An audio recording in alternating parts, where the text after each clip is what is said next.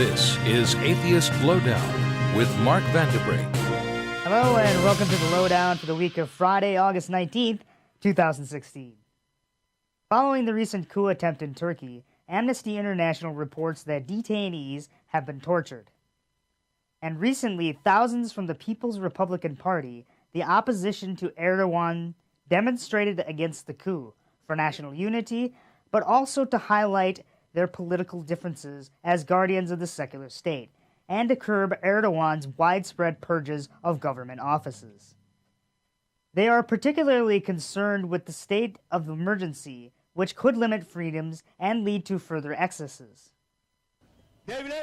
The state could not be governed by grudge, anger, and prejudice. The culprits of the putsch should be tried lawfully with the understanding of abiding the rule of law. This is a prime requirement for the state's integrity and dignity. Torture, ill treatment, oppression, and intimidation would level the state to the putschists. This should not be allowed.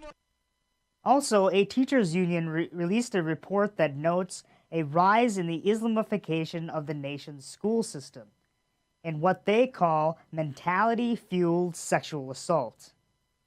The result is greater gender segregation and disempowerment of girls. The report claims that, quote, while the problems girls face in their access to education deepen societal gender discrimination, the Ministry of Education, which is responsible for preventing this inequality, has continued its practices that allow and legitimize the exploitation of children, strengthen gender discrimination, and prevent co-ed education. The true nature of the coup and its long-term impact on secular Turkey remains largely unclear. We'll have more comprehensive reports in the following weeks. Hassidic schools in New York, who are in violation of state law, have agreed to improve secular education. Many of the fundamentalist schools have been criticized for offering little to no education outside of religious studies. A July 2015 letter by the group Young Advocates for Fair Education triggered a Department of Education investigation into the private Jewish schools.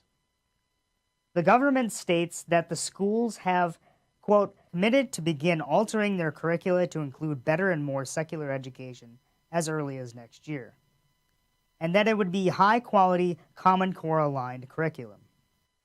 While that sounds great, further clarifying details were not forthcoming.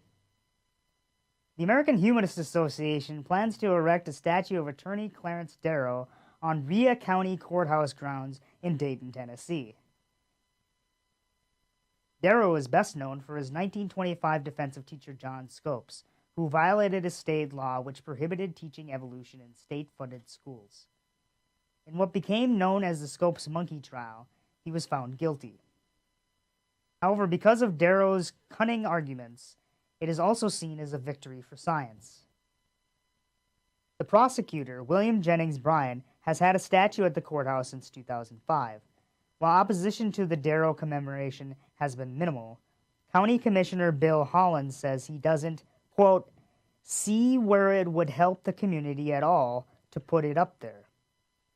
If you would like to support the AHA effort, follow the link below.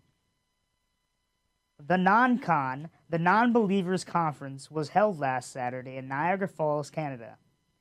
Notable speakers included Emmy Award-winning actor Scott Clifton, philosopher Christopher DiCarlo, founder of the Atheist Republic, an organization offering a safe community for atheists around the world, and journalist and president of the Council for Muslims Facing Tomorrow, Raheel Raza.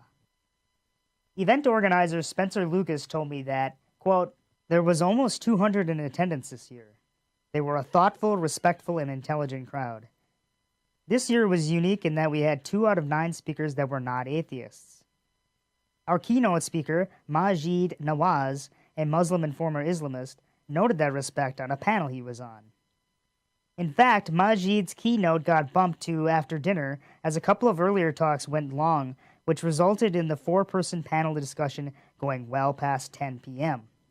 Majid noted that he was impressed that not only were people still there, but they were on the edge of their seats.